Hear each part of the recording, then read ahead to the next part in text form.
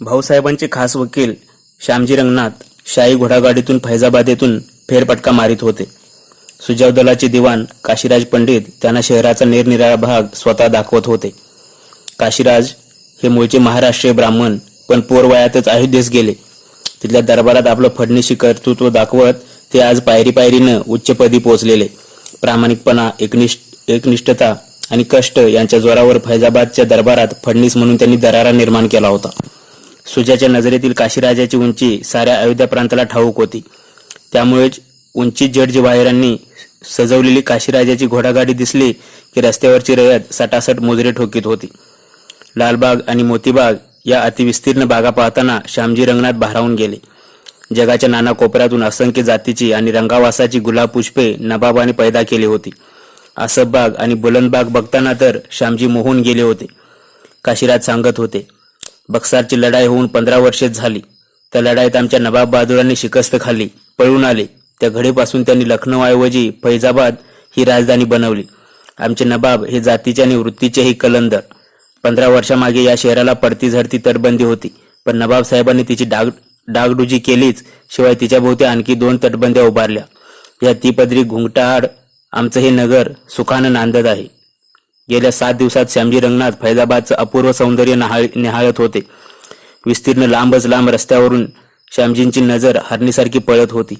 भव्य मंदिरे, मशिदी, रात्रंदिवस पुष्पांचा वर्षाव करणारी, रस्त्यांच्या दुतर्फा दिमाकात खडी असणारी फुलझाडे, मधूनच हिरव्या झाडे आडून डोकावणारी किल्ल्यांची बुरुज, ऐटीत उभी असणारी गावाभोवतीची तटबंदी, तिच्यावरून रात्रंदिवस गस्त घालणारे काळ्या आणि लाल डगल्यातले शिपाई, रस्त्यावर सदानकदा छकडे, घोड्यांच्या गाड्या, पालख्या, मेणे, शृंगारलेले हत्ती, तोफगड्यांची वर्दळ, या शाही वातावरणाला संगीताची लय देणारी मशिदीतील बांग आणि मंदिरातील लकेरी, तिन्ही त्रिकाळ निनादणारे नगारे, नौबती, या साऱ्या गोष्टी पाहिल्या की ही इंद्रपुरीच आहे यावर कोणाचाही विश्वास बसावा. काशीराज सांगत होता, जसा तुमचा दिल्लीचा शहाजहान तसेच आमचे अयोध्येचे नवाब सुजासाहेब. श्यामजींनी बाहेर डोकावून पाहिलं. झाडाखाली मिठाईच्या पराती आणि गुलाबजामुनांचे हंडे उघडे ठेवलेले दिसत होते. मसालेदार गरमागरम जेवण, लोहछड्यात टोचून नुकतेच खरपूस भाजलेले कबाब, रोट्या आणि परोट्यांनी भरलेल्या थाळ्या, शेजारीच नानकटाई आणि फालुदाची बरदास्त, ढेकर दिल्यावर पाण्यासाठी लिंबाऱ्याच्या फांद्याआड झाकलेले मधुर पाण्याचे रांजण. श्यामजी मनाशी म्हणत होते, आज मी तीच तरी एवढी सुखासीन प्रजा आणि ऐश्वर्यपूर्ण राजा हिंदुस्थानात दुसरा कोणी नाही. घोडागाडी लखनौ द्वाराकडून माघारी वळली आणि नवाब प्रसादाकडे दौडू लागली. श्यामजी रंगनाथ वैतागानं म्हणाले, पंडित साहेब, या लखनवी थाटाचा आता उभं घाला. साहेबाने एवढ्या लवकर थकलात? काशीराजाच्या अंगी आता लखनवी आदब मुरली होती. गोड आवाजात तो म्हणाला, साहेबान, आपण शाही मेहमान आहात. आपल्या सेवेत काही कसूर पडले असेल तर? अजिबात नाही. तसा सडाफटिंग बिनकामाचा आलो असतो तर इथून माघारीही वळलो नसतो.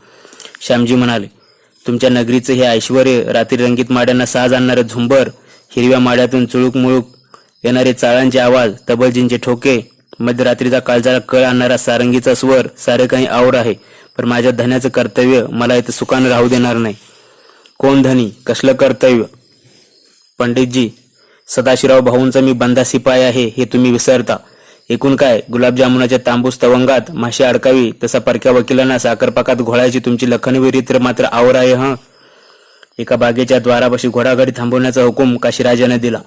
दोघेही फुलझाडात लपलेल्या हिरवळीवर बसले. काशीराज म्हणाला, आता निवांत बोला. इथल्या भिंतीनाच नव्हे तर हर एक पाना फुलांनाही कान आहेत. तुम्हाला कल्पनाही नसेल श्यामजीपंत, आमचा जाशूदखाना एवढा अजीब आहे की हिंदुस्थानभर आमचे जाशूद तर फिरतातच, पण दर 15वड्याला काबूलहून आणि खुद्द तुमच्या पुण्यनगरीतून तवारीक येतात आमच्या दरबारात. काय बोलता साहेबान, तीच तर गंमत आहे. नवाबाचे जासूद 10,000वर आहेत. काशीराज बोलला, कदाचित श्यामजीपंत तुम्ही म्हणाल हा ब्राह्मण आपल्याच गाव शिवेचा आहे, सारी खबरबात देईल. पण मी सुरुवातीलाच सांगतो, ज्या काठी मी पैदा झालो तिथल्या मातीबद्दल मला जरूर आस्था आहे. पण प्रथम मी नवाब साहेबांचा इमानी सेवक आहे. त्यांचं अहित होईल अशी कोणतीही गोष्ट माझ्या हातून चुकून सुद्धा घडणार नाही. तशी मातीची ओढ म्हणून मी तुम्हाला थोडीफार मदत करीन, पण मला तुमचा 16 आणि मनुष्य समजू नका. तुमचा भ्रम गैर ठरेल. श्यामजींनी 45 वयाच्या गौरवर्ण काशीराजाला निरखून पाहिलं. अयोध्येकरांची सेवा करता करता गेल्या 30 सालात त्याच्या टाळूवर केस राहिला नव्हता. श्यामजी म्हणाला, भाऊसाहेबांच्या आणि अब्दालीच्या यापुढे होणाऱ्या जंगात तुम्हाला कोणता पक्ष चांगला वाटतो पंडितजी? भाऊंचाच पक्ष इन्साफीचा आहे. ते दिल्लीच्या पातशाहीसाठी म्हणजेच हिंदुस्थानच्या भरभराटीसाठीच लढत आहेत. श्यामजी थोडा वेळ शांत बसले, थोडा अंदाज घेतला आणि बोलले, पंडितजी, हिरवट तलावाचा कधी ठावा कळत नाही, तसेच आपले नवाब बहादूर मुळातच खूप सरत, त्यांच्या काळजाचाही ठाव लागत नाही. काशीराज मोठ्याने हसले. बोला पंडितजी, आम्हाला असं किती दिवस तिष्ठत बसावं लागेल? माझ्याकडून काहीही खलिता नाही गेल्याने माझ्या धन्याला तुकडा गोड लागत नसेल. भाऊसाहेबांची फारच विचित्र स्थिती झाली आहे. महापुरुषासारखे रात्रंदिन कष्ट उपसतात, मोहिमेत मधूनच थांबून 4-5 खलिते हमेशा धाडतात. त्यातला एक खलिता गोविंदपंतांना असतो. काही होऊ दे, पण तुमचे अयोध्यापती नवाब बहादूर आमच्याच पक्षाला हवेत असा त्यांचा धोषा आहे. तुमच्या नवाब बहादुरांनाही अनेक खलिते धाडले आहेत. समजा आमचे नवाबसाहेब न आले तरी असं काय फरक पडणार आहे तुमच्या जंगात? काशीराज म्हणाले. आमच्या तोंडूनच तुमच्या धन्याची स्तुती कशाला ऐकता पंडितजी? सुपीक गंगाकाठच्या 2 परगण्यांचा, एवढ्या साधन संपत्तीचा, दौलतीचा धनी दुसरा कोणी हिंदुस्थानात नाही. खिजल बक्षी नावाचं नादिरशहाच्या तालमीत वाढलेलं 7-8 हजाराचं दल आता आपल्या तैनातीत आहे. ते तुम्ही अधिक बळकट बनवलं आहे. गंगेकाठच्या नाग गोसाव्यांची 10 हजारांची अत्यंत कडवी लढवई फौज आपल्याच पदरी आहे. तिचं नेतृत्व करणारे अनुपगिरी आणि उमरावगिरी गोसावी हे 2 खंदे नायक शत्रू सैन्याला काळासारखे बसतात. या गोसावी सैन्यापुढं अन्य हिंदुस्थानी राजराजवाड्यांचे लष्कर शिकस्त खाते. गोसाव्यांची ही सेना नुसती शूर नसून ती भानामतीचे नानाचाळे करण्यात वाकबगार आहे. हे तुमचे 11 विकार दाढीवाले गोसावी जंतरमंतरच्या जोरावर शत्रूचे तोफगोळे, गारभांडी, पेरू आंब्यासारखे खाऊन गिळून पचवून टाकतात असा आज सारा हिंदुस्थान बोलतो. तुमचा तोफखाना उच्च प्रतीचा आहे. खान बहादूर दोन्हीपैकी कुठल्याही पक्षाला मिळाले तर आज दोन्ही दलांचा वजन काटा लिहिल्या खालीवर होऊ शकतो. बहुत खूप श्यामजी पंत. काशीराज खो हसू लागला. पंडितजी, एवढा हसायचा मतलब? तो तर साप आहे. आम्ही आमचे जासूस श्रेष्ठ आहोत असं म्हणत होतो, पण तुमच्या हरकाऱ्यांचीही कमाल आहे. अयोध्येची काडी आणि माडी साऱ्यांची खडानकाडा खबर आहे तुम्हाला. पण पंत, तुम्ही भारी काळजीत दिसता. नसती काळजी कशाला करता? तुमचा सेनापती भाऊसाहेब शेर आहे. इतके दिवस त्यांच्याबाबत ऐकून होतो, पण आता आमची खात्रीच झाली आहे की पेशवे कुळात त्या बाजीरावानंतर इतका शूर आणि अव्वल मुत्सदी दुसरा कोणी झाला नाही. मला रहेम वाटतो पंत, इतक्या वर्षात तुमच्या पेशव्यांनी भाऊसाहेबाला हिंदुस्थानच्या स्वारीवर का पाठवला नव्हता? कशाला घर कोंबड्यासारखा फडावरच बसवला? याआधी भाऊसाहेबांनी एकदा जरी नर्मदा ओलांडून या मुलकात सफर केली असती तरी आज काही न्यारीच रंगत चढली असती. कदाचित इतक्या दिवसात तो अब्दाली अनुप शहरी दिसलाही नसता. पंत, मगा तुम्ही भाऊसाहेबांनी अयोध्येला नवाबास खलिते धाडलेत म्हणून सांगितलेत, अन्य कोणाचं नाव नाही सांगितलं. मतलब कदाचित तुम्हाला याचा थांगपत्ता लागणार नाही. हसून काशीराज पंडित म्हणाला, आमच्या नवाबसाहेबांच्या मातोश्री सदरुन्निसा बेगम मासाहेब यांचा नवाब बहादुरावर इतका वचक आहे की त्यांना दरबारात बोलू शकतात, तशा चौकातही फटकारू शकतात. मासाहेबांच्या सामर्थ्याची खुबीने माहिती काढून तुमच्या भाऊसाहेबांनी खुद त्यांनाच खलिता धाडून तुमच्या पक्षास मिळण्यासाठी अर्जव केले आहेत. लिखने का भी इतना खूबसूरत तरीका है भाऊ साहब का, पूछो मत. नवाबसाहेबांच्या अब्बाजानला तुमचा शिंदे होळकरांनी मदत केली, त्यांना आयुष्यात तारले. त्यांची खूप सुंदर शब्दात यादगिरी भाऊसाहेबांनी दिली आहे. पंडिताचे शब्द ऐकून श्यामजी रंगनाथ स्तंभित झाले. म्हणाले, भाऊसाहेबांची ही झेप आम्हाला माहिती नव्हती, पण पंडितजी, या खलित्यांचा असर मासाहेबांच्या मनावर किती सापडला ते सांगता यायचं नाही मला. काशीराज सावरून बोलला. तुर्तास ग्रह तुम्हाला अनुकूल आहेत एवढंच सांगेन मी. त्याची जाणीव आम्हालाही आहे. पण पंडितजी, ही कसली स्मशानवत शांतता? घोडा तिरकाही जात नाही, आडवाही येत नाही, पुढेही जात नाही, मागेही येत नाही आणि इकडेही नाही तिकडेही नाही. घोडा अयोध्येचा आहे ना? हसून काशीराज बोलला. बागेतली बातचीत संपून श्यामजी पंत आणि काशीराज पंडित मुख्य नवाबी प्रासादाकडे आले. गुलाब पाकळ्यांची झळाळी मारणाऱ्या संगमरवरी भिंताडाचा मजबूत प्रासाद ऐश्वर्याची लेणी लेवून डामडावलात खडा होता. प्रासादाच्या आतल्या अंगुरी बागेचा मधाळवास मुख्य दरवाजाबाहेरही दरवळत होता. मयूर सुंदरीच्या नेत्राप्रमाणे समोरच्या बागेतली कारंजे उमाळून उडत होते. इतक्यात देवडीवरचा नगारखाना जोरजोरात तुडुम तुडुम वाजू लागला. सनई चौघड्यांचा निनाद वाढला. सोन्या रुपयाच्या छड्या हातात घेतलेले भालदार चोपदार उंच ललकाऱ्या देऊ लागले.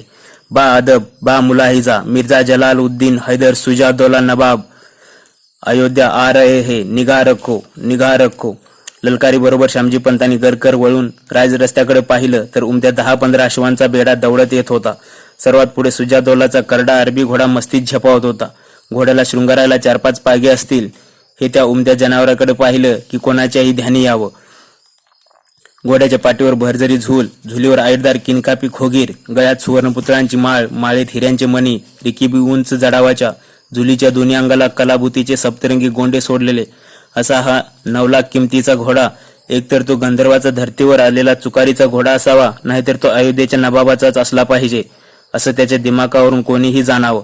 करड्या अश्वाबरोबर डाव्या उजव्या अंगाला दोन्ही पांचाळी घोडी दौडत होती. त्यावर मायावी सौंदर्यवतीची जोडी स्वार झालेली.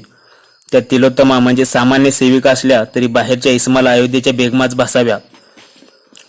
इतर सरदार दरकदाराप्रमाणे खांद्यावर टिकाव फावड्या घेऊन काही मजूर धावत होते. कारागिरांसोबत सकाळ संध्याकाळ नगरीभर दौड करायचा नवाबाचा शिरस्ता एव्हाना श्यामजीपंतांना चांगलाच माहिती झाला होता. सुजाची अवघ्या 28 वर्षाची गोरीपान मूर्ती साजिरी दिसत होती. डोळ्यात आभाळी झाक, लाल चुटू कोट, मुद्रेवर मस्तीच्या छटा, घोड्यावर झोकात बसायची ऐट, अंगातला मजलींचा झुलझुलता अंगरका, पायातल्या साप्त्यांवर जडावाचे नक्षीकाम, डोईला किरमिजी रंगाचा झुपकेदार टोप, गोसाव्याला अंगावरच्या कवड्यांच्या माळेची तमान असते तसाच हिऱ्या मोत्यांच्या सहस्र मण्यांच्या माळेची फिकीर न करणारा बेदरकारपणा ही शाही ऐट पाहिल्यावर झोपेतून उठणाऱ्या माणसानेही सांगावं, अरे हा तर अयोध्येचा नवाबच दिसतो. घोड्यावरून पाय उतार होता होता सुजाने श्यामजी पंतांकडे एक वार बघितले. शेजारीच उभ्या असलेल्या काशीराज पंडिताजवळ तो काहीतरी कुजबुजला. भालदार, चोपदार, सरदार, दरकदार, कवी पंडितांच्या घोळक्यात सेवकांची ताजीम स्वीकारत सुजादौला मुख्य द्वारातून प्रासादात गेला. सुजा इश्काच्या मस्तीचा कैपात बऱ्याचदा असला तरी एवढ्याशा वयात त्यानं अनेक भले बुरे दिवस पाहिले होते. त्याचा पिता सफदरजंग एक शूर शिया मुसलमान होता. आजोबा सादत खानाने कीर्ती कमावली होती. दिल्लीच्या बादशाहीपदी अहमदशाह असताना सुजाच्या पिता सफदरजंग हिंदुस्थानचा वजीर होता. आपल्या 5 वर्षाच्या वजिरीत सफदरजंगाने कीर्ती, नाव आणि द्रव्यसंचय चांगलाच केला होता. त्यावेळी सुजाने ही दिल्ली दरबारात मीर उत्सी तोफदळ प्रमुख म्हणून चांगली कामगिरी बजावली होती. दुराणी बादशाह अब्दालीने हिंदुस्थानवर जेव्हा पहिला हमला चढवला तेव्हा त्याच्या चढ्या घोड्याला सुजाच्या पिताने धूळ चारली होती. त्या मानपूरच्या लढाईची सफदरजंगाच्या पराक्रमाची आठवण निघाली तरी अयोध्येकरांची छाती अजूनही दीडवीत फुगत होती. अंतर्वेदीत येऊन राहण्याचा रोहिले पठाणांना कोणताही अधिकार नाही. ते परदेशी आहेत. इथल्या मातीत आम्ही हिंदू मुसलमान सुखासमाधानाने जगू. एखाद्या दिवशी तंटा वाढला तर दुसऱ्या दिवशी गळ्यात गळा घालून फिरू, पण दुराणींची परकी जमात इथे रुजली तर ती आपलाच गळा कापेल हे सफदरजंग जाणून होता. नजीबाबाद, मुझफ्फरनगर, शामलीच्या मुलकात रोहिल्यांच्या वस्त्या वाढू लागल्या होत्या. त्यांनी अधिक हातपाय पसरले तर खालीच लागून अयोध्यापर्यंत पसरला होता. वारुळाला उशी लावून कोणाला शांत झोप लागणार. रोहिल्यांचा बिमोड करण्याचा मनसुबा सफदरजंगाने बांधला. त्याने शिंदे, होळकर आणि जाटांची मदत घेऊन रोहिले पठाणांवर हल्ला चढवला. फरुखबादेच्या लढाईत सारे रोहिले एक झाले. त्या लढाईत दत्ताजीचा पिता राणोजी आणि मल्हारजी बाबा होळकरांनी प्राणांची बाजी लावून रोहिले कापून काढले. सफदरला वाचवला. ही घटना 1751 मध्ये घडली आणि अवघ्या 3-4 वर्षात ग्रहदिशा फिरली. दिल्लीची वजिरी मिळवण्यासाठी इमादने बादशाहला फितूर केला. बादशाहात आणि वजीर सफदरजंगात बेबनाव माजला. इमादने नजीबाला या निमित्ताने प्रथमच दिल्लीच्या राजकारणात पाचारण केलं. द्रव्य लोभापायी शिंदे होळकरांची टाळकी फिरली आणि ज्या सफदरजंगाला 2-3 सालामागे दोस्त केला त्याच्याच बोकांडी शिंदे होळकर बसले. वनराज लोळागोळा होऊन पडला की उंदराची पिटुकली ही अवसान घेतात, तसा नजीब ही सफदरजंगच्या मागे हात धुवून लागला. मराठ्यांच्या धरसोडीच्या राजकारणाने सुजाही चमकला. त्याच्या डोळ्यात देखत त्याचा शूरबाप सफदरजंग रडत खडत अयोध्येला जीव वाचवण्यासाठी पळून आला. बापाच्या अपमानाचा ओल्या जखमा अजूनही सुजाने हृदयात साठवून ठेवल्या होत्या. पुढे मागे संधी आली की ज्या दिल्लीच्या रस्त्यातून वजीर असताना आपल्या बापाला चोळा चिलटांसारखं पळावं लागलं, त्याच दिल्लीच्या राज रस्त्यातून सजलेल्या अंबारीत बसून आपण वजीर हिंदुस्थान बनवून लाल किल्ल्यावर वाजत गाजत जाऊ ही तमन्ना सुजाच्या काळजात जिती जागती होती.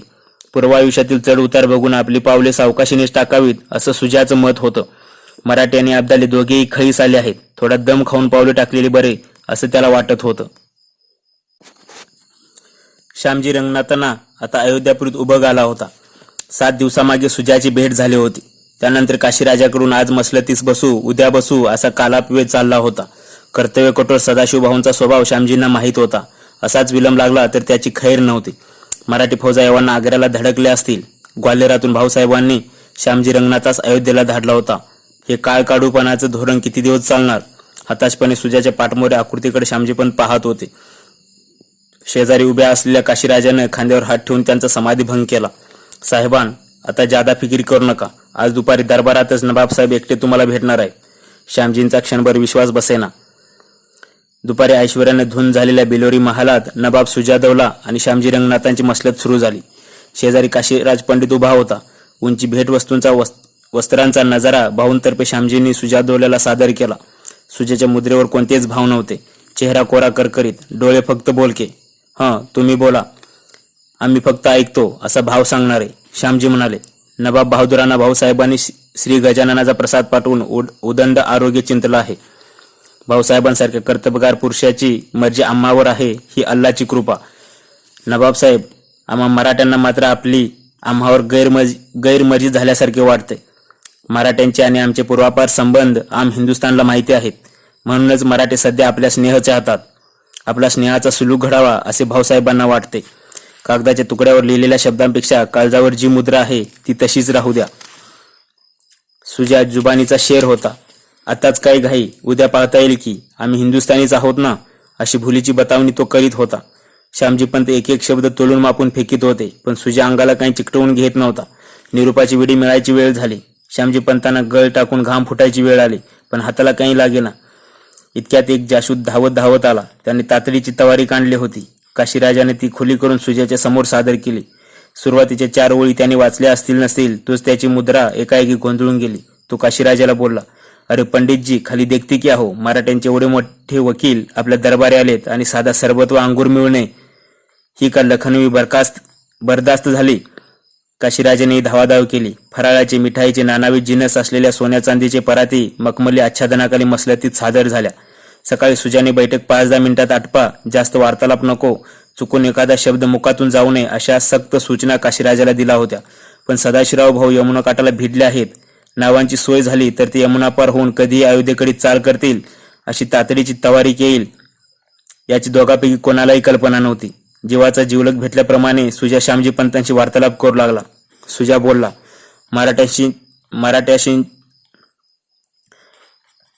मराठ्यांशीच आम्हाला दोस्ती हवी. आम्ही हिंदुस्थानी लोक, आम्हाला घरचाच मित्र चांगला. दूरदेशच्या सोयऱ्यांशी सोयरीक करण्यात काय मतलब? सदाशिवराव भाऊ तर आमचे जानी दोस्त. सुजाची ही पलटी पाहून श्यामजी प्रथम गोंधळले, पण काही का असना वजन आपल्याच तराजूत पडतं आहे ना. बस झालं. श्यामजी आनंदून गेले. तेही हर्षभरानं सुजाशी गप्पा टप्पा करू लागले. सुजा म्हणाला, गुस्ताखी माफ पंत. कोणीही शाही मेहमान आमच्या दरबारी आला की त्याच्यासाठी नाच गाण्याची सोय करायची ही आमची खानदानी रीत. तुम्हाला येऊन बरेच दिवस गुदरले. बिमारीमुळे आम्हाला याआधी जमलं नाही, पण लखनवी अप्सरांचा स्वर्गीय नाच आजच आपल्या राजवाड्यात घडवून आणू. सुजाचे अतिप्रेमानं श्यामजीपंत मोहरून गेले. रात्रीच्या बैठकीची बोलणी पक्की झाली. इतक्यात एक खिदमतगार आला आणि सुजाच्या कानात काहीतरी सांगून गेला.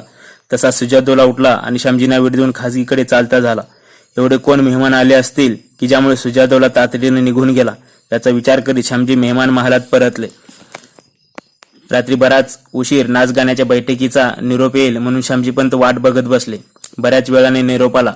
नवाबसाहेबांची तब्येत एकाएकी बिघडली असल्याने आजची बैठक रद्द झाली. एकाएकी सुजाला काय झाले या गोंधळात श्यामजीपंत पडले. बिचायतीवर कलण्यापूर्वी श्यामजीपंतांना त्यांच्या दूतांनी खरी खबर आणली. आज दुपारीच दिल्लीहून महमूदशाह बादशाहच्या मलिका जमानी बेगम आले आहेत. त्याच्या स्मरणात खाजगीकडे खाण्याची मोठी धामधूम उसळली आहे. मलिका जमानी साहेब आल्याचं कळतात श्यामजींची झोप उडाली. ही अवदसा मध्येच कुठून उपटली. आतापर्यंत रचलेला व्यूह ढासळणार तर. दिल्ली दरबारातल्या तुराणी पक्षाची ओढ असणारी मलिका जमानी पाठवून अब्दालीने चांगलाच डाव खेळला होता हे श्यामजीच्या लक्षात आलं. आजच्या रात्रीत काय घडेल या कल्पनेनं तो हवालदिल झाला. गोड जिबीनं दुसऱ्याच्या काळजाचा देठ खुडणारी ती पातळयंत्री बया आज काय करेल हे ओंकारेश्वरा तुलाच माहीत. शाहीखाना आटोपला. खिदमतगार, सेवक, वाळपे सारे बाजूला झाले. शेजारच्या एका दिवाणखान्यात मलिका जमानी सुजाची मसलतीला बसली. तिने मुद्दाम सुजाच्या आई सदरुनिशा बेगमेस बैठकीला बसवून घेतले. सुजाने सद्यस्थितीत कोणता पक्ष स्वीकारावा याची मसलत सुरू झाली. सुजाचा आणि त्याच्या आईचा कसलाच अंदाज मलिका जमानीस येईना. तिने पराकाष्ठेचा यत्न करून नजीब आणि अब्दालीची बाजू मांडली. न राहून सदरुनिशा बेगम म्हणाली, बडी साहेबा, तसं मराठ्यांचं आणि आमचं वैर असण्याचं कारण काय? उलट आमच्या गळ्याश आलं तेव्हा शिंदे होळकर धावले होते. बेगम साहेबा, सफदरजंग नवाब साहेबांना दिल्लीतून हकलायला शिंदे होळकरच पुढे होते. मलिका जमानीने टोमणा मारला. त्यावेळीची बात तर औरच होती. नवाबसाहेबांचे लचके तोडायला ज्याची वकिली आज आपण करता आहात तो नजीबउद्दौला हा खलपुरुषच आघाडीवर होता. सदरुनिसांनी प्रतिजबाब केला. सुजा आणि त्याची आई सहज राजी होईना हे मलिका जमानीच्या ध्यानी आलं. थोडा वेळ दौडून ती बोलली, तुमच्या खानदानाबद्दल आम्हाला खूप प्रेम आहे म्हणून आम्ही बात करतो. माफी करना, मैं सच सुनाती हूं. मलिका पुढे म्हणाली. नजीब आणि अब्दाली मराठ्यांच्या अंतर्वेदीतली ठाणी उडवत 1-2 दिवसात इकडे येतील. तुमच्याशी जंग करतील. त्याआधी इतमामाने आपण अब्दालीच्या पाठीशी जावे हे चांगले. मासाहेब, आपण खबर दिली ते ठीक झालं, पण नजीब अब्दालीला तो भाऊसाहेब पेशवा उसंत कशी देणार? मतलब तो यमुनाला भिडल्याची खबर आम्हाला आजच मिळाली आहे. जमना मया पार करना उनके बस की बात नाही, मलिका जमानी म्हणाली. मराठ्यांना नावा कुठे मिळणार? त्या बुड्ढ्या गोविंद बुद्धेल्याला नावा जमा करायचा हुकूम त्या पेशव्यांनी दिला आहे, पण ती जोखीम तो बुड्ढा काय पार पाडणार? कापरांच्या नादी लागण्याऐवजी तुमची बिरादरीशी दोस्ती व्हावी असं मला वाटतं. या उपर आपली मर्जी. रात्री सुजाची झोप हराम झाली. आपल्या कुमकेची दोन्ही पक्षांना गरज आहे. जर भाऊसाहेबांना नावा मिळाल्या तर यमुना पार होऊन ते तडक अयोध्येवर चाल करतील. लष्करी दबाव आणून त्यांच्या पक्षाला नेऊन ते आपली मोठ बांधतील. जर भाऊसाहेबांनी यमुनेने ठाव दिला नाही तर मराठा लष्कर पैल तिलावरच अडकून बसेल. मात्र आपल्या पाठिंब्यासाठी अब्दाली गप्प बसणार नाही. कदाचित आमचा मुलूक जाळेल, दबाव आणून जेरबंद करील. दोन्ही पक्षांनी हर प्रयत्न आपणाला पळवायचा विडा उचलला आहे. काय करावे? दुसऱ्या दिवशी दुपारी श्यामजी पंतांनी कचेरीच्या महालात काशीराजाची गाठ घेतली. ती विचारू लागले, पंडितजी, सकाळपासून राजप्रसादात ललकाऱ्या नाहीत, नगारे नाहीत. नवाबसाहेबांची तब्येत तंदुरुस्त नाही का? नवाबसाहेब आपल्या कापिल्यासह भल्या सकाळी पाटण्याकडे शहा आलमच्या भेटीला रवाना झालेत. 4 महिने परततील याची खात्री नाही. त्यांची तब्येत ठणठणीत आहे. आता तुम्ही मराठे आणि गिलचे दोघेही आपापल्या तब्येती तंदुरुस्त करा. सुजावदौल्याचा मुक्काम मैदीगंजच्या महालात पडला होता. नको भाऊची संगत आणि नको अब्दालीची पंगत. अयोध्या प्रांताचा आपला सवतासुभा सांभाळीत राहावं अशी 15 आठवड्यापूर्वी त्याची भूमिका होती. पण त्याच्या सहाय्यासाठी असुसलेले मराठे आणि गिलचे त्याला स्वस्थ बसू देत नव्हते. फैजाबादच्या स्वतःच्या राजप्रसादात त्याची अशी कधी त्रेधा उडाली नव्हती. सकाळी भाऊसाहेबांच्या वकिलाशी भोजनास बसावे तर रात्री अब्दालीच्या वकिलाबरोबर खाना उरकावा. कधी दोघांनाही गुंगारा देता देता ससे होलपट व्हावी. स्वतःच्या प्रसादात दोन्ही पक्षांचा सासुरवास टाळण्यासाठीच तरी त्यांनी पाटण्याची वाट धरली. शाह आलमकडे निवांत 4-6 महिने काढावे, तोवर मराठे अगर अब्दालीपैकी कोणाची तरी धुलदान होईलच. आपण आपले कोरडे आशीर्वाद देण्यासाठी माघारी यावे. या सुंदर स्वप्नात एक वेळ मराठ्यांनी त्याला स्वस्थ बसू दिला असता, पण नजीब कसा त्याला मोकळा सोडणार? मलिका जमानीची शिष्टाई सुद्धा फोल गेली. मात्र मराठ्यांचे वकील उठसूट सुजाची दारं धरून बसले आहेत या वार्ता अब्दालीला केव्हाच कळाल्या होत्या. शेवटी सेनापती जहानखान आणि नजीबउद्दौला आपल्या फौजेसह अंतर्वेदीतून अयोध्येच्या रोखाने निघाले. भाऊसाहेब दक्षिणेतून चंबळीच्या आसपास असतील तोवर नजीब जहानने इटाव्यावर हमला चढवला. गोविंदपंतांचे बुंदेलखंडातील इटाव्याचे ठाणे अत्यंत बळकट मानले जायचे.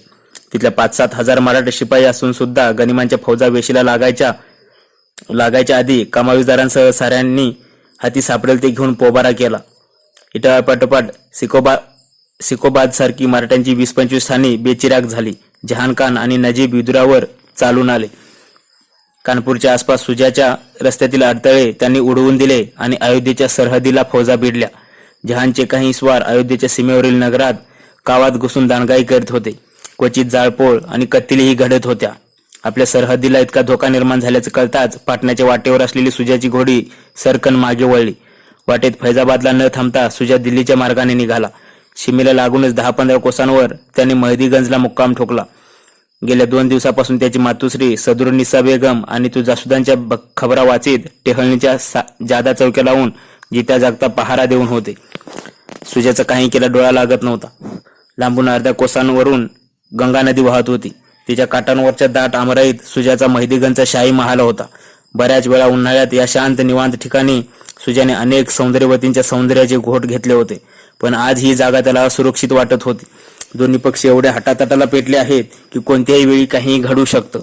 मध्यरात्र उलटली. गार वाऱ्यानं त्याच्या नुकतीच कुठे डुलकी लागली होती. तोच नदीच्या बाजूला त्याला गडबडीचा आवाज आला. तसा तो झटकन उठला. त्याने पहाऱ्यावरच्या शिपायांना तातडीने हटकले. काय रे, काय गडबड? चौक्यावरचे शिपाई जागे आहेत का? त्यांचे दफन झाले. नदीकडून कसला शोर ऐकू येतो? हुजूर, सारे शिपाई कडा पहारा देत जागे आहेत.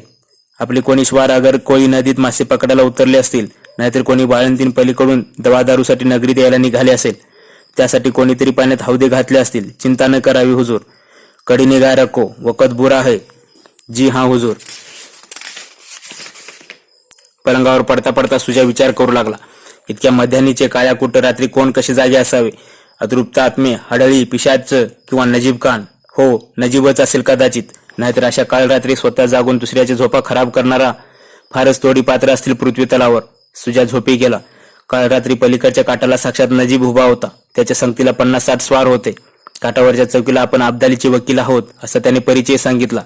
बहुतांशी शिपाई त्याला ओळखीतच होते. काळ्याकुट्ट रात्री कोळ्यांनी हौदे तुडुंब भरलेल्या गंगेत घातले. पाणी खाली ओढत होतं. खाली कोसभर अंतर कापून हौदे पलीकडच्या काठाला लागले.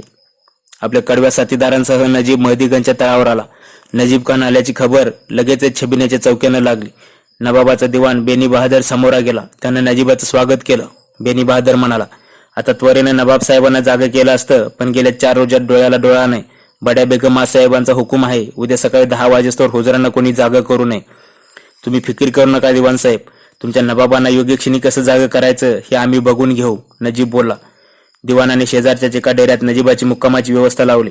नजीबासोबत साडूला खान होता.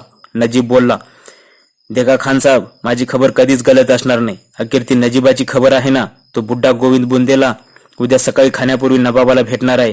हवा तसा सुलूक करून घेण्याची त्याची तमन्ना आहे. पण इथं तर अजून तो पोहोचल्याचं दिसत नाही. तो लबाड म्हातारा कोल्हा पुरा बनेल आहे. इथंच शेजारी कुठे आडरानात मुक्काम ठोकून असेल. भेटीचा वखत आला की दैत्यासारखा हजर होईल. अंतर्वेदीतले चढ उतार बघता बघताच तो बुड्ढा झाला आहे. इकडे भाऊला भरवशाचा आणि माहितीचा तो एकटाच इसम बाकी उरला आहे. एवढ्या त्वरेने त्यांनी भेटीचा घातलाच कसा? ती बुड्ढी बेगम सदुरनिसा नवाबाची आई. मराठ्यांबद्दल तिला मोहब्बत आहे. तिनेच हा सारा बनाव रचला आहे. गोविंदाची आणि सुजाची मसलत घडेपर्यंत त्याला अन्य कोणी भेटू नये म्हणून तिनेच पहारेकऱ्यांना ताकीद दिली आहे खास. खान साहेब, मराठ्यांची सुलकाची बोलणी व्हायच्या आधी आपण भेटलं पाहिजे, नाहीतर नंतरची मसलत बरी नाही. फिकर मत करो खान साहब, गाजी नजीब आपके साथ है. सकाळी ऊन पडलं. छबिन्याची शिपाई हवालदार जागच्या जागी पगाळून पडले होते. खासे सरदार आपल्या बिचव्यात इसावा खात होते. सुजाच्या महालाबाहेरील रखवालदारी निम्म्या अर्धे झोपेत होते. 2 तेलंगे तेवढे तंबाखू चोळी झोप आवरण्याचा आणि जागण्याचा यत्न करीत होते. दिवस क्षितिजावर आला. ऊन वाढू लागलं तशी नजीबाची तगमग वाढली. त्याने तेलंग्यांना हाक दिली तसे ते धडपडून उठले. त्यांनी नजीबास सलाम केला. नजीब हसत म्हणाला, येतो और बात है. रात्र सरली की एवढा जागता पहारा देणारे रखवालदार मी काबुल कंधारातही पाहिले नाहीत. हिंदुस्थानात तर नाहीच नाही. पेट का सवाल है जी हुजूर. त्यात बड्या मासाहेबांचा हुकूम आहे. खाण्यापूर्वी कोणालाही नवाब बहादरांना भेटू देऊ नका. एक जण बोलला. नजीबाने हातातल्या 2 सुवर्ण मोहरांच्या थैल्या 2 रखवालदारांच्या हाती बळे दिल्या. आग्रह करीत तो म्हणाला, बघा तरी सहारनपूरचं सोनं कसं असतं. ये तो बहुत अच्छा आहे साहेब. चांगला आहे ना, मग लावा कनवटीला. चांगल्या गोष्टींचा संचय करा असं कुराणातलं वचन आहे. 2 रखवालदारांनी जाडजूड थैल्या अंगरक्याखालच्या आत कोंबल्या. त्यातला एक जण तोंड पसरून म्हणाला, क्या सेवा कर सकता हूं खान साहेब. नवाब साहेबांची भेट आत्ताच्या आत्ता हवी. कसं जागा करायचं साहेबांना. मासाहेबांचा कडक हुकूम. असू दे. नजीब गुलजार हसत म्हणाला, अरे तुमच्या अयोध्या प्रांतात गंगेकाठी साप मण्यावर विंचू काहीच नसतात का रे. एका रखवालदाराच्या डोक्यात लखन प्रकाश पडला. एकदा इकडे तिकडे बघून त्याने मोठ्याने बोंब ठोकली. जागो जागो, वो देखो, साप साप, भागो भागो. रखवालदाराच्या ओरडण्यानं आजूबाजूचे सेवक सुद्धा जागे झाले. सारे साप साप करून ओरडू लागले. अचानक डेअरला आग लागल्यासारखा गोंधळ माजला. सुजाई तसाच जागा होऊन बाहेर धावत आला. दरवाजाच्या फटीतून तांबडा भडक आणि अंगावर खवल्या असलेला 6 हात नाग सुजाच्या शयनगृहाकडे गेल्याचं रखवालदारानं सांगितलं. सेवकांची खिदमतकारांची तारांबळ उडाली. थोडा वेळ व्यर्थ शोधाशोध झाली. नाईलाजानं सुजाला नजीबाचं स्वागत करावं लागलं. नजीबाचा तांबडा बदक देह त्याला विखारी दिसत होता. घाऱ्या डोळ्यात सहस्र विश्वांच्या नांग्या उसळ्या मारत असल्यासारखा भासत होत्या. तरी बरं, सुजाचं स्नान आटोपलं होतं. सेवकांनी सरबताचे प्याले आणून ठेवले. सुरुवातीला सुजाने नजीबाच्या आणि बादशहाच्या तब्येतीची चौकशी केली. त्यानंतर सुजा काहीच बोलेना. तेव्हा नजीबाने सुरुवात केली. त्यांनी बादशहाचा हुकुमनामा सुजाच्या हाती दिला. सुजाने खलित्यावरची बादशाह दुरानीची मुद्रा पाहिली, वाचली. राजराजेश्वरांचा राजेश्वर दुरानी अहमदच्या अब्दाली. त्याच्या खालीच अरबी भाषेत शाही फरमान लिहिलं होतं. हिंदुस्थानचा वजीर म्हणून सुजाची नियुक्ती जाहीर केली होती. किंचित हसून नजीब म्हणाला, नवाब साहेब, आपली अनेक दिवसांची तमन्ना पूर्ण करण्याचं भाग्य मला आणि अब्दाली बादशाहला अल्लाहने दिलं. त्याबद्दल मी त्यांचा शुक्रगुजार राहीन. मैं भी आपका एहसानमंद हूँ नजीब साहब, लेकिन इसकी इतनी जरूरत क्या थी. बादशाह शब्दाला जागणारा आणि वचनासाठी मौत स्वीकारणारा आहे याची खात्री नवाब बहादुरना झाली ना. और कुछ, बस सब आपके इंतजार में है. दुरानी बादशाची इज्जत इबरत अयोध्येच्या धुळीत पडली आहे, ती आपल्या वज्रमुठीने सावरा. साहेबान, मुझे इतना शर्मिंदा मत बनाओ, सुजा हसून म्हणाला. विस्पारलेल्या डोळ्यांनी नजीब सुजाकडे बघू लागला. 2-3 खिदमतगार धावत आले. सुजाला गडबडीने सांगू लागले, बडी माँ साहब बीमार है, जल्दी करो. सुजा गोंधळून उठला. नजीब ही गडबडीनं उठून विचारू लागला, मासाहेबाने एकाएकी कसला आजार उद्भवला? पोटशुळ्याचा विकार आहे, अधूनमधून अशा भयंकर कळा येतात. नवाबसाहेब, माझ्याबरोबर 2-3 हकीम आले आहेत, त्यांना धाडू का मासाहेबांकडे? नको नको, आमचे लखनवी हकीम एवढे पट्टीचे असताना आपले हकीम कशाला? आपण इथं आहात तसेच थांबा, मी थोड्या वेळात जाऊन असाच माघारी होतो. नजीबाला घाम फुटला. तोंड पुसत गोंधळलेल्या नजीब सादुल्ला खानाला म्हणाला, देखा, ये बुड्डीला आताच पोटशूळ कसा उठला? जरूर यामागे म्हातारडीची काही आगळी चाल आहे. मराठ्यांना जय मिळावा अशी तिची धारणा आहे. सुजा लगबगीने सदुर्निशीच्या महाल्यात आला. बघतो तर वृद्ध गोविंदपंत बुंदेले सदुर्निसाशी मसलत करीत बसलेले. सारा प्रकार त्याच्या ध्यानी आला. सदुर्निसा म्हणाले, बेटा, त्या नजीबाच्या बातांवर विश्वास ठेवू नकोस. पुरा पाताळ यंत्री आहे. गाजुद्दीनला वजिरी मिळावी म्हणून तुझ्या अब्बाजांनी त्याला कसे लचके तोडले याची याद आहे मला. गंगाकाठी अशा काही सरपंच जाती आहेत ज्या मातीप्रमाणे रंग बदलतात. हिरवळीत राहिले तर हिरवेगार दिसतात, करड्या मातीत पडले तर करडा रंग धारण करतात. तसाच हा नजीब आहे. हवे तेव्हा हवी तशी सोंगे घेईल, आनाबाका घेईल, रडेल, लोळेल, मातीही खाईल, पण कामाचा भार उरकल्यावर असा फाना काढेल की उपकारकर्त्याला कायमचा मातीशी मिळवेल. तुझ्या आब्बाजांनी मला मरताना सांगितलं होतं, शहजादाला सांग, शैतानावर विश्वास ठेव, पण नजीबावर नको. सुजा हवालदिल झाला. मासाहेबांचाही सल्ला त्याला मनातून पटत होता. वेळाही उलट्या होत्या. काय करावे? गोविंदपंतांकडे बघून त्याने विचारले, बोला पंत, आज काय नवी खबर? जुनीच कहाणी आहे नवाबसाहेब. आता भाऊसाहेबांचा नवा खलिता घेऊन आलो आहे भेटीला. इतकंच. भाऊसाहेबांनी 2-3 लकोटे याआधीही पाठवले आहेत. हा नवा खलिताही जरूर डोळ्याखालून घालावा. सुजा सौंदर्याबरोबर विद्याभ्यासातही उजवा होता. त्याला हिंदी उर्दू बरोबर अरबी आणि मराठी भाषाही चांगलीच अवगत होती. भाऊसाहेबांचा खलिता तो मन लावून वाचू लागला. या आधीपासून आम्ही नवाब बहादुरांना अनेक पत्रे जासूद धाडले. पुन्हा एकदा स्पष्ट करतो, तुमच्या मुलकाच्या चौथाई अगर सरदेशमुखीसाठी आम्ही झुंजात उतरलो नसून चकत्यांच्या पातशाहीसाठी, हिंदुस्थानच्या पातशाहीसाठी जंग करीत आहोत. होता होईल तो आमच्या रोके. नवाबसाहेबांनी जारीनं कूच व्हावं. हे अखेरीत साधत नसेल तर आपण अलिप्त राहावं. तुमचं द्रव्य, तोफगोळा, साधन सामुग्री यातील आम्हास काहीही नको. निदान अलिप्त राहायचं तरी खुलं वचन द्यावं. महापापी मायावी नजीबाला आपल्या दाराचाही वारा लागू देऊ नये. 2-3 वेळा दिल्लीची सपाचाट लूट करून दिल्लीची राग करणाऱ्या अफगाण घुसखोराला थारा देऊ नये. अयोध्येच्या इब्रतीसाठी आमच्या वाडवडिलांनी कधी काळी रक्त ओकलं आहे, हे नवाब बहादुरांनी विसरू नये. आपापसात ते तंटे बकेडे सहज कधीही सोडवता येतील, पण सद्यस्थितीत परकीय शत्रू नाहीसा करावा. सुजाने 2-3 वेळा मजकूर वाचला. सदुर्निसा बेगम म्हणाली, बेटा, आम्हाला मराठ्यांचा पक्ष न्यायाचा वाटतो. त्यांना कुमक करता आली नाही तरी अलिप्त तरी राहता येईल. नवाबसाहेब, आमची हीच कळकळीची विनंती आहे. गोविंदपंत म्हणाले, कुमक करू नका, निदान अलिप्त तरी राहा. नवाब बहादुरांना दिल्लीची वजिरी भाऊसाहेबांनी आधीच जाहीर केली आहे. नारोशंकर बोलले. सुजा उठला. एक वार मातोश्रींकडे, गोविंदपंताकडे आणि नारोशंकरांकडे बघत म्हणाला, अच्छा पंत, 4 दिवसांनी भेटा. आता निर्धास्त जा. शेवटी तुम्ही आम्ही एका मातीचे पुतळे आहोत, हिंदुस्थानी आहोत. झुंजात उतरलो तर तुमच्याच पक्षाला मिळेल. नपेक्षा अलिप्त राहीन. आता निघतो. नजीबाला निम्यात सोडून आलो आहे. मसलतीत पुन्हा जायला हवं. सुजा आपल्या दालनाकडे निघाला. बाहेर बागेत कसलीशी गडबड दिसली म्हणून क्षणभर उभा राहिला. मगाशी पळालेला सर्प पकडण्याच्या आमिषानं 2-3 मदारी बागेतून बिन वाजवीत फिरत होते. त्यांच्या पाठोपाठ 10-12 शिपाई होते. पुन्हा मसलतीस प्रारंभ झाला. सुजा देईना हे ध्यानात आल्यावर नजीब घुशात गरजला. नवाबसाहेब, त्या दक्कनी बंदरांना ठेचायची एवढी चांगली संधी परवरदिगारने याआधी दिली नव्हती. ते दक्कनी हिंदुस्थानच्या रयतीला गुलाम बनवू पाहत आहेत आणि आपण असे स्वस्त आहात. या साऱ्याचा मतलब आम्ही काय समजावा? दक्कनी हाकलेले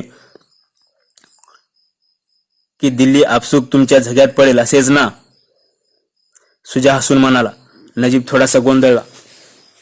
स्वतःला सावरत तो म्हणाला, साहेबान, हीच आमची पारख केलीत का? मला दिल्लीचा सोस नव्हता आणि नाही, आताच वजिराचे दुरानी बादशाहाच्या शिक्याचे फरमान आपले हवाले केले. नवाब बहादुरांची तयारी असेल तर हा नजीब दुरानीच्या हस्ते दिल्लीचा मुकुट सुद्धा आपल्या डोक्यावर सहज बसवू शकेल. खान साहेब, ही आमची तमन्ना कधीच नव्हती आणि आजही नाही. सुजा बोलला, मराठ्यांनी तर अशी कोणतीच महापाप केलीत. तुमच्या नादिरशहानं आणि अब्दालीने याआधी दिल्ली, हिंदुस्थान इतका लुटला आहे की जगाच्या इतिहासात एवढी लूट कोणाला क्वचितच मिळाली असेल. मिळणारही नाही. त्यापेक्षा मराठी परवडले. ते येत देशी आहेत. नवाब बहादूर, भाऊसाहेब आग्र्याला भिडले आहेत म्हणून तुम्ही ही भाषा करता, पण यमुना पार होऊन त्याला इकडे येणे शक्य नाही हे आपण विसरता. सुजाला नजीबाच्या बोलण्याचा संताप आला. त्याने आपल्या जवळचा खलिता नजीबाकडे भिरकावला. सुजा म्हणाला, वाचा ते, भाऊसाहेबांचा अक्षर आहे. युद्धानंतरही आमची दोस्ती कायम राहील असा निर्वाळा दिला आहे त्यांनी. सच्चा आदमी वाटतो मला तो. त्रासिक मुद्रेने खलिता वाचून नजीबानं तो रागावून बाजूला ठेवला. तिरस्कारानं तो बोलला, या खलित्यावर जाऊ नका नवाबसाहेब. हे कोळ्याचं मायावी जाळं आहे. या उभ्या आडव्या धाग्यात अयोध्येशय कसे फसाल ते कळणारही नाही. नजीब आपली आग्रही मतं मांडित होता. बाहेर पुंगीचा आवाज वाढत होता. नजीब सांगत होता, साहेबान, ही भाऊसाहेबांची खलती कशाला दाखवता आम्हाला? तुमच्या हेरांना मिळालेले नानासाहेब पेशव्यांनी उत्तरेतल्या कमावीदारांना धाडलेले खलते काढा ना. त्या पेशव्याला प्रयाग, काशी, मथुरा, हरिद्वार, कुरुक्षेत्र ही तीर्थे हवीत. आज तीर्थ आणि उद्या तख्त ही धोरणी चाल आपल्यासारख्या विद्वान राजधुरंदाराला आता कशी कळत नाही. तीर्थाचा सवाल निघाल्यानंतर सुजा थोडा वरमला. इतक्यात एक जासूद ताजी तवारी घेऊन दाखल झाला. तातडीची कोणती खबर आली या विचाराने सुजा गोंधळला. नजीबाच्या तोंडावर आनंद मावेना. काल निघतानाच तो तसा बंदोबस्त करून आला होता. मशलतीसाठी नजीबाने निघावे आणि सीमेजवळची गावे जहानखानाने जाळून जमीनदोस्त करावी. नवाबाचा मुक्काम जवळ असल्याने या खबरा मसलत सुरू असतानाच त्याला पोहोचतील. तवारीख वाचून सुजाने दिवाण्याच्या हाती दिला. त्याचे चित्त उडाले. एका रात्री 30 गावी बेचिराग ही साधी बाब नव्हती. जहानखानाचे काही तुकड्या 2 दिवसात लखनौकडे रवाना होतील हा भीतीचा अंदाजही साधा नव्हता. भरलेली यमुना ओलांडून भाऊसाहेबांनी अयोध्येच्या मुलकात याचं ठरवलं तरी ते सोपं नव्हतं. त्यात दिल्लीच्या शाहवली उला साहेबांनी आपल्या शागिर्दांसह सीमेजवळच्या मदरशातून मशिदीतून इस्लाम बचावचा जिहाद सुरू केलेला घोषही भयावह होता. सुजा मनातून पुरता खचला. बागेतल्या पुंगीच्या आवाजापेक्षा नजीबानं शतपटीनं आवाज चढवला. कुठल्याच मंत्राने तंत्राने सर्प वश होईना तर गारुड्याने खास ठेवणीतला मंत्र काढावा. तोंड पुसून ओटाशी बीन लावता लावता बेदरकारपणे समोरच्या जनावरांकडे पाहत पवित्रा घेऊन बीन छडावी. तसा नजीब ताट झाला. त्वेषानं म्हणाला, मसलतीत काही गलतफहमी झाली तर साहेबान गुस्तापी माफ, पण एक सच्चा आणि पवित्र मुसलमान म्हणून मी तुम्हाला सांगतो, हा उद्भवलेला संघर्ष मित्रातला अगर शत्रूतला नाही. राजा हे युद्ध अफगाण आणि ना अफगाणातलं नव्हे, हिंदुस्थान आणि इराणातलं नाही, हिंदुस्थानी आणि दख्खनीतलं तर नाहीच नाही. राजा, हा जंग कुर्प आणि इस्लामातला आहे.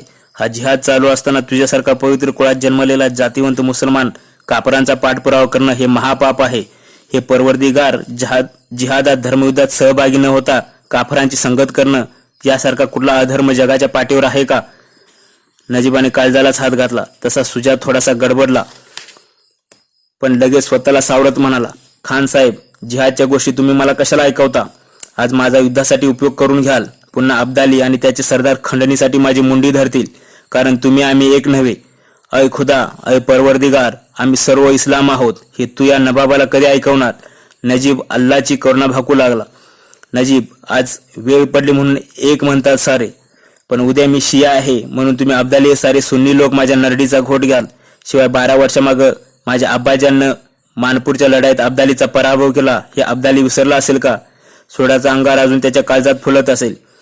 नजीब खोखो करून विकटपणे हसून बोलला, साहेबान, डावा हात उजव्या हाताला कधी तू उजवा आहेस असं म्हणतो का? उजवा तरी डाव्याला डावा म्हणतो का? एक शरीर, एक देह, एक आत्मा, फक्त हात नाम मात्र 2. तसेच सिया आणि तसेच सुन्नी. पण हे राजा, या जिहादात तू सामील झाला नाहीस आणि आम्ही पराभूत झालो तर हिंदुस्थानात एकही मशीद दिसणार नाही. एका पवित्र कोरानाच्या जागी ती 18 पुराणं, एका अल्लाच्या जागी त्या 33 कोटी देवांची भरती. छी छी, ती कल्पनाच मला सहन होत नाही. हिंदू जातीत धर्माची चाट ब्राह्मणांना जास्त असते. तो सदाशिवभाऊ पुण्याचा ब्राह्मण आहे. आज काशी प्रयागाच्या लोकांना पुण्यात बोलावून दक्षिणा देतात. तीर्थासाठी जेव्हाची घालमेल होते त्यांचा आज सूड घेतला नाही तर हिंदू बकरी ईद साजरी करतील. राजा, एकदा त्या पापी मराठ्यांवर विजय मिळवला की रोज अयोध्येत येऊन दिवसातून 4 वेळा तुझे पाय धुवून पाणी पिईन. पण आज इस्लामाची लाज राख राजा. नजीबाच्या डोळ्याला पाण्याच्या धारा लागल्या. तो केविलवाण्या नजरेने सुजाकडे बघू लागला. त्याच्या शोकानं सुजा वरमला. तो बोलला, त्या अब्दालीचे सरदार विजयानंतर मला मोकळा सोडतील याचा भरोसा नाही. कोण अब्दाली, कोण त्याचे सरदार? नजीब उद्वेगाने बोलला, हिंदुस्थानात इस्लाम टिकावा म्हणून त्या गाढवाच्या नादी मी लागलो आहे. जहान खान, बरखुरदार खान हे त्याचे सरदार म्हणजे नुसती चिलट आहेत. आणि परवदिगाराची सौगंध खाऊन सांगतो, त्या अब्दालीनं तुमच्यावर फक्त नजर जरी रोखली तरी माझ्या या बोटाने त्याची दोन्ही बुबळं मुळापासून उपटून काढणीन, त्यापासून खोडून टाकीन. यात थोडी जरी कसूर या सेवकाकडून झाली तर हा नजीब बापाच्या बीजाचा नाही. तुम्ही हिंदुस्थानचे वजीर असताना काळजी कशाला करता? अंतर्वेदीतले 1.5 लाख हिंदुस्थानी अफगाण आपल्या सेवेला बंदी आहेत. कधीही नुसता निरोप धाडा. नजीबाच्या या रसवंतीनंतर सुद्धा सुजा निश्चलच होता. नजीब काय हा माणूस आहे अशा थाटात त्याच्याकडे टकमका बघत राहिला. सादुल्ला खानाच्या बोलण्याचाही परिणाम सुजावर होईना तेव्हा नजीब आवाज चढवून म्हणाला, नवाब साहेब, मी इतका रक्तो कोण तुमच्याकडून काहीच निघत नाही.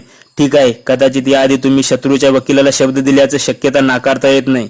तसं असेल तर उठा आमच्या बरोबर. अब्दाली बादशाहच्या फक्त भेटीला चला, नाहीतर. नजीब एकाएकी सळकन उभा राहिला. त्यानं कमरेचा जांभ्या खसकन उपसून हातात धरला. तसे सुजाचे सेवक तलवारीसह सावध झाले. सुजाने त्यांना चूप राहण्याची खूण केली. नजीबाच्या हातातला जांभ्या चंदेरी रात्रीत सागराच्या सळसळणाऱ्या मासोळीसारखा चमकत होता. त्या धारदार जांभ्याकडे बघून दुसऱ्या हाताने डबडबलेले डोळे पुशीत नजीब म्हणाला, घ्या नवाब साहेब, तुम्हाला अब्दालीकडे यायचं नसेल तर हा खंजीर घ्या. कापरांच्या घावाने माझा देह कलंकित होण्यापेक्षा या जंबियाने माझी गर्दन उडवा. स्वहाताने छाटा. मक्का मदिनेपर्यंत कीर्ती तरी जाईल. एक नजीब इस्लामच्या रक्षणासाठी अल्लाहला प्यारा झाला आणि एक नवाब जातीचा कुलवंत मुसलमान असूनही. थांबा खानसाहेब, पुढे बोल नका. सुजा डळमळून गेला. सुजाच्या डोळ्यातून आसवे वाहू लागले. नजीबानं हातातला जंबिया बाजूला फेकला. त्याने हळूवार हाताने सुजाची आसवे पुसली. आबळाकडे तोंड करून तो म्हणाला, हे परवरदिगार, आम्हा गाजींना यश दे. सुलूक झाला. सुजाने अब्दालीचा पक्ष धरायचं नक्की केलं. नजीबाच्या जुबानीने भांबावून डळमळून दमून गेलेला सुजा खाजगीकडे जाताना फक्त इतकंच म्हणाला, खानसाहेब, ही खबर 4 दिवस कोठे फोडू नका. अजूनही मराठ्यांचे वकील